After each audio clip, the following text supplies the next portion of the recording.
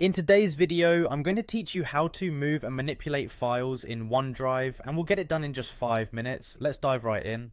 First, open your File Explorer on your computer. This is the essential first step to accessing and managing your files stored on your system and connected cloud services. Once you're there, the next thing you'll want to do is locate OneDrive. You'll find it listed among your storage locations in the sidebar.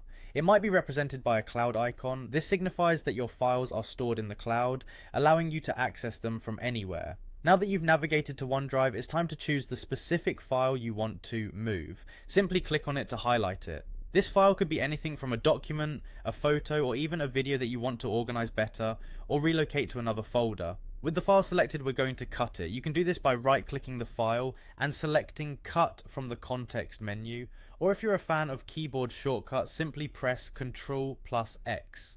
Cutting essentially prepares the file to be moved, temporarily removing it from its current location. Next, navigate to the folder where you want to place your file.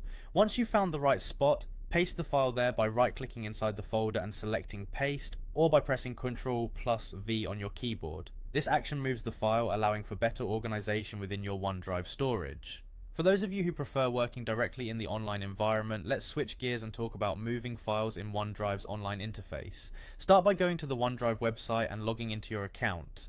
Once you're logged in, you'll see a button labeled My Files. Click on it to view your stored files and folders online, just like in File Explorer.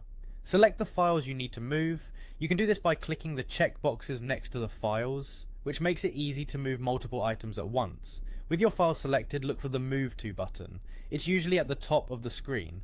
Click it to begin the moving process. You'll then be prompted to choose a destination folder for your files.